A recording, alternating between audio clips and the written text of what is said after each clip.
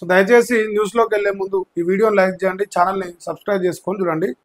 వడ్లు లేవు, బియ్యం లేవట, వేల కోట్లు లూటేరేట, ఫేక్ ట్రక్కు షీట్లతో మిల్లర్లు స్కామ్ చేసారు.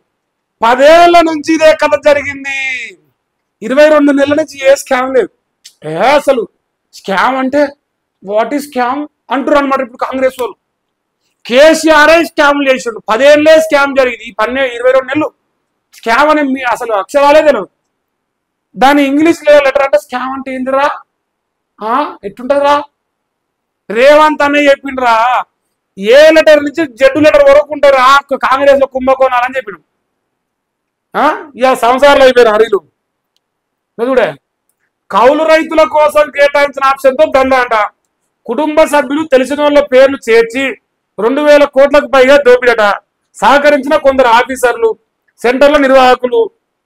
సిఎంఆర్ బియ్యం ఇవ్వకపోవడం వెనుక మతలబు ఇదే. విజిలెన్స్ ఎన్ఫోర్స్మెంట్ తనిఖీల్లో బయటపడుతున్న భాగోతం. బా, కేసీఆర్ బియ్యం కుంభకోణం చేసిండు, నీళ్ళ కుంభకోణం చేసిండు, ఫోన్ ట్యాపింగ్ చేసిండు, అన్ని చేసినాడు. ఎల్ల కూడా ఏం దిగలేకపోతున్నాడు. అది వచ్చింది పరిశాన్. ఇప్పుడు ఐన్స్టీన్ గారా ఇదంతా?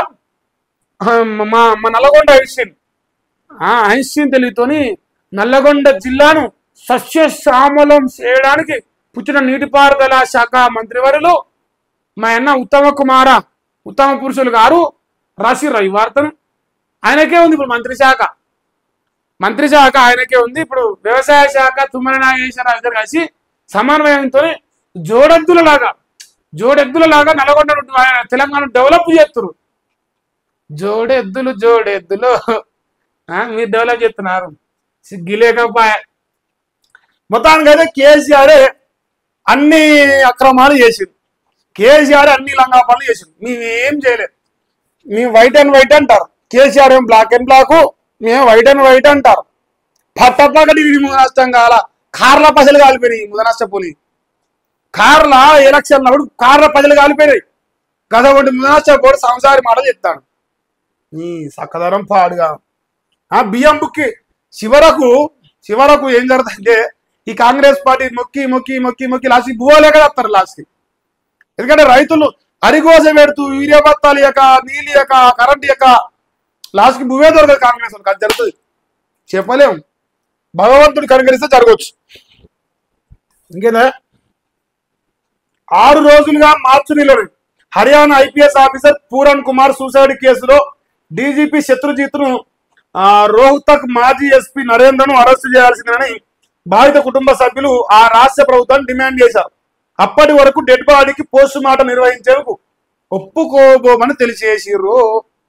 తెలుగు బిడ్డ ఈయన చనిపోయాడు, హర్యానాలో ఆత్మహత్య చేసుకుని చనిపోతే అక్కడ దళితులని వేధించరని చెప్పేసి ఆత్మహత్య చేసుకుంటే వాళ్ళని శిక్షించినాక నా భర్తను దహనం చేయని పోస్ట్ మార్టం చేయని భార్య భీష్మించుకొని కూర్చుంది. గట్లుండదు ఉద్యమం అంటే. రేవంత్ అన్న ఒక్కరై ఎత్తురాడు ఉద్యమం. మనం 4 కోట్ల మంది ఉన్నాం, మనం ఢిల్లీలో చేయలేమంట, మన చేత కదా. ఇంకేంది, బీజేపీ జేడీయూకు 101 చొప్పున సీట్లు. బీహార్ ఎన్డీఏ కూటమిలో సీట్ల పంపకం ఫైనల్ అయిందట. బీజేపీ జేడీయూ 101 చొప్పున సీట్లలో పోటీ చేయనున్నాయి. బరాబరా. ఎల్జేపీకి 29 సీట్లు.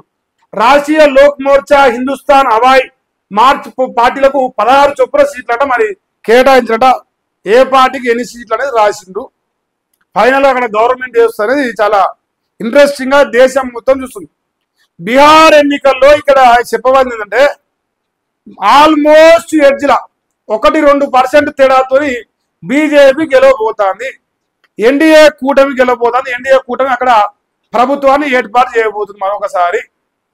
ఇప్పుడు ఇది చెప్పారు కాంగ్రెస్ వాళ్ళకు కోపం. నరేంద్ర మోడీ అంటే కోపం వస్తుంది వాళ్ళకి ఏమిటే. ఎందుకంటే వాళ్ళకు నిజాలు నచ్చవు, అబద్ధాలు బాగా నచ్చుతాయి. అందువల్ల వాళ్ళు రాయారంట. ఇప్పుడు కాంగ్రెస్ పార్టీ బీహార్కి పోయి ప్రచారం చేయాలి. ఓడ్చోరి అంటారుగా. మరి బీజేపీ ఈ ముదనష్టంగా ఎడదచ్చిరు. మరి రఘునందన్ అన్న పోయి అంత గుంపును 8 మంది ఎంపీలు 8 మంది ఎమ్మెల్యేలు గుంపు మొత్తం పోయి ఆడ ప్రచారం చేయిపోయి జూబ్లీస్ లో ఓటు చోరీ చేసింది కాంగ్రెస్ పార్టీ. జూబ్లీస్ ఓటు చోరీ, జూబ్లీస్ ఓటు ప్రచారం చేయాలి.